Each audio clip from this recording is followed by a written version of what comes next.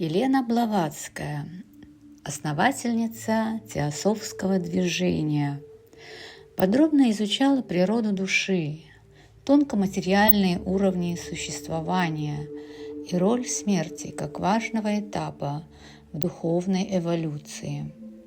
Она в своих работах уделяла большое внимание вопросам природы, души и тонкоматериальных уровней существования. В ее учении природа души представляет собой часть универсальной духовной сути, которая проходит через множество эволюционных ступеней. Основные идеи Блаватской о природе души включают многослойность человеческой сущности. Она рассматривала человека как состоящего из нескольких уровней или тел – физического, астрального, ментального и духовного. Эти уровни образуют сложную структуру, где каждая часть функционирует на своем тонком уровне. Второе. Духовная эволюция.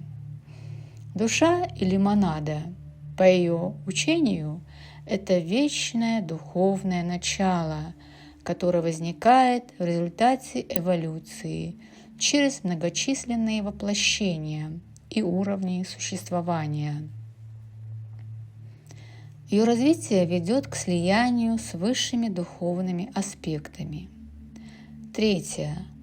Тонкоматериальные уровни состоят из физический уровень, материальное тело, астральный уровень, тонкое тело или астральное тело, связанное с эмоциями и желаниями, ментальный уровень, умственное или ментальное тело, связанное с разумом и мыслями. Высшие уровни – это духовные и божественные сферы, в которых действуют более высокие формы сознания, такие как будхи и атма. Четвертое. Три основные части человека по теософии – это лже-теософия, физическое и астральное тела, ментальный уровень, уровень разума, высшие духовные уровни – это уровни, связанные с духовным «я» или истинной природой. Елена Блаватская подчеркивала, что развитие и очищение всех уровней важно для духовного просветления и достижения состояния единства с Высшим «Я». Она учила, что душа в процессе эволюции приближается к своему изначальному состоянию божественного разума и стремится к слиянию с высшими сферами бытия. Елена Блаватская черпала свои знания из различных источников, включая традиционные, религиозные и эзотерические учения, а также из своих собственных исследований и духовных практик. Основные источники ее знания включали: первое. Духовные и эзотерические традиции. Елена Блаватская была знакома с ведическими и буддийскими текстами, а также с западными оккультизмом и магическими учениями. Она активно использовала древние индийские, буддийские, египетские и греческие знания. Второе. Трансцендентальные и медитативные практики. В ходе своих духовных практик она, по ее собственным словам, взаимодействовала с владыками тайных знаний и духовными существами, что позволило ей получать информацию из духовных источников. Третье. Книги и учения других авторов. Блаватская изучала работы таких исследователей и оккультистов, как Гай Монталбан, фон Эйхгорн и другие. Четвертое. Аллы и космические знания.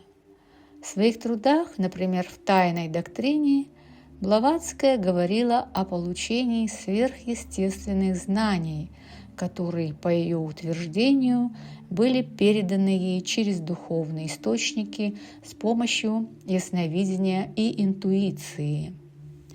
5. Личные исследования и практики.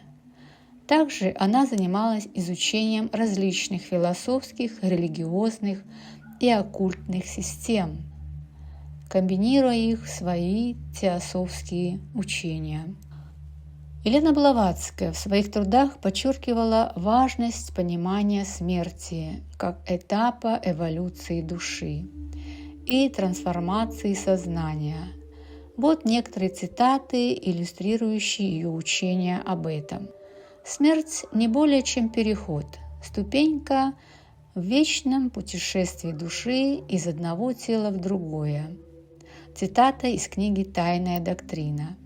Этот отрывок отражает идею о том, что смерть – это переход, а не конец, лишь часть бесконечного процесса эволюции духовной сущности. Душа, достигая определенного уровня развития, переходит через смерть, чтобы продолжить свой путь на высших ступенях эволюции.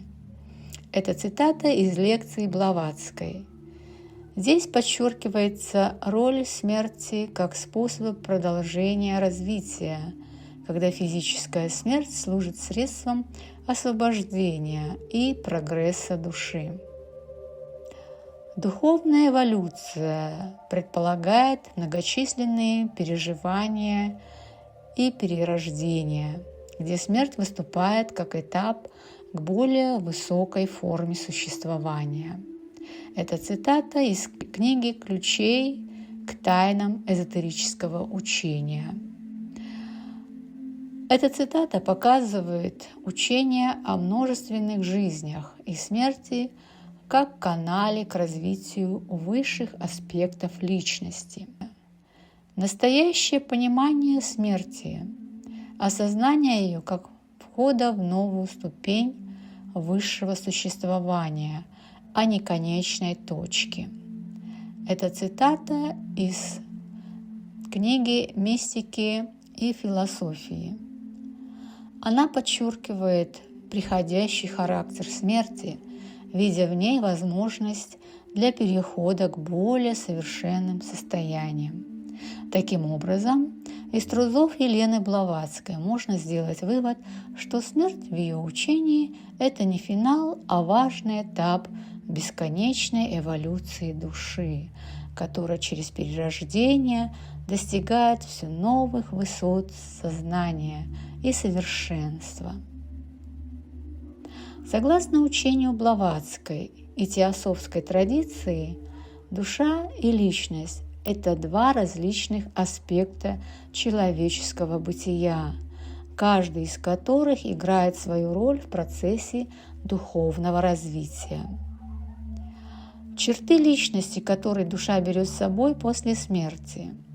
Карма. Это результаты прошлых поступков, мыслей, чувства, отражающиеся в энергетическом и умственном плане. Качественные черты характера, такие как доброта, честность, терпение, которые закрепляются в ауре и ментальном плане. Ментальные склонности и привычки – это формы мышления, убеждения, сформированные в течение жизни. Эмоциональные особенности – это предрасположенности, чувства, к примеру, любовь, ненависть, страхи, которые оставляют отпечаток в духовной составляющей. Что касается связи между душой и личностью, то личность – это временное проявление человека, его умственные и эмоциональные характеристики, формирующиеся и развивающиеся в рамках физического воплощения. Она связана с телом и умом и воспринимается как зеркало текущего состояния сознания. Душа – это вечная божественная субстанция, содержащая глубокие духовные качества, потенциал для развития, опыт прошедших воплощений и кармические записи. После смерти личность распадается, а с ней частицы ее характеристик. Сохраняются более глубокие элементы. Это карма, вибрации, связанные с духовной сутью. Связь между личностью и душой заключается в следующем. Личность является временным отображением, средством для опыта и развития духа в рамках конкретного воплощения. Душа – это более глубинная сущность, которая переживает смерть физического тела, оставляя за собой личностные проявления и приобретенный опыт. После смерти личность распадается, а душа продолжает свое путешествие, переходя на новые уровни развития или воплощения, зачастую забирая с собой накопленный духовный опыт и карму. Таким образом, по учению Елены Блаватской, после смерти человек сохраняет в своей духовной части жизненные черты, а личность, как временное проявление, исчезает, оставляя после себя опыт для последующих воплощений и дальнейшего духовного роста. Карма. Согласно учению Елены Блаватской и теософской философии в целом, карма – это закон причины и следствия, которые формируют условия наших будущих воплощений. Карма отражает наши поступки, мысли и намерения и создает определенные следствия, проявляющиеся в жизни через богатство, здоровье, судьбу и обстоятельства. Елена Блаватская указывает, что карма не является жестким приговором, а скорее механизм обучения и развития души. Она способствует духовному росту и приобретению опыта. Воплощение в определенном мире, на определенных условиях и с определенным набором судьбоносных обстоятельств обусловлено совокупностью накопленной кармы за предыдущие жизни. Хорошая карма – это добрые поступки, развитые качествами и духовный прогресс увеличивает шансы на более благоприятное воплощение, включая здоровье, гармонию и возможность дальнейшего развития. Однако, даже если у человека есть хорошая карма, его судьба может включать испытания и несчастья. Эти испытания рассматриваются как уроки, необходимые для духовного прогресса. Согласно теософской концепции Елены Блаватской, возможно, что душа с хорошей кармой воплощается в человеке с несчастливой судьбой.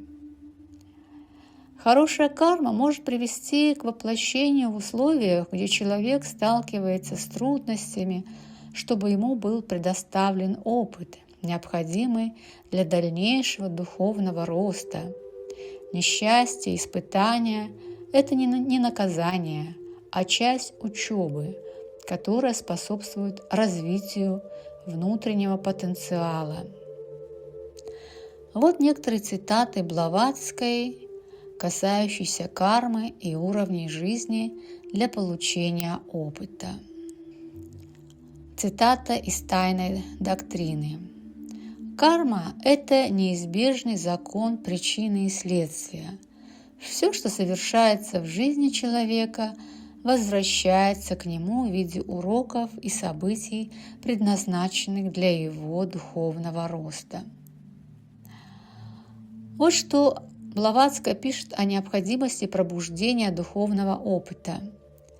Жизнь – это школа, где каждый опыт – это ступенька на пути к просветлению. Не избегайте трудностей, потому что они необходимы для развития вашей внутренней природы. Вот что Елена Блаватская писала об уровнях жизни и их предназначении. Различия по уровням жизни обусловлены кармой, наградами и наказаниями за прошлые действия.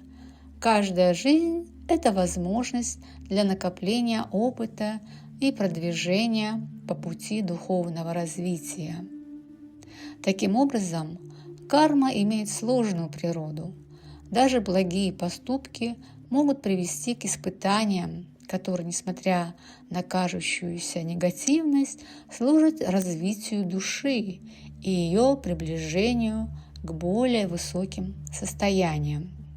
В книге Блаватской «Тайная доктрина» говорится о том, что по возвращении в наш физический мир душа проходит через последовательность 5 цепочек или космических тотемов, соответствующих различным ступеням эволюции и уровням бытия. Согласно ее учению, душа возвращается в материальный мир, проходя через определенные космические торы, которые можно считать своего рода космическими тотемами, отражающими ее духовное состояние и уровни развития. В частности, Блаватская рассказывает о том, что окончательное возвращение души в физическую сферу происходит после прохождения стадии, связанной с голосом мудрости или внутренней иерархии, то есть при возвращении к царству человеческого духа и постепенном восстановлении своих духовных сил. Если говорить более конкретно, то возвращение души сопровождается ее интеграцией с тайным тотемом, образом или символом, отражающим ее истинную сущность и предназначение, что можно интерпретировать как один из ее духовных аспектов или архетипов, связанных с высоким уровнем сознания.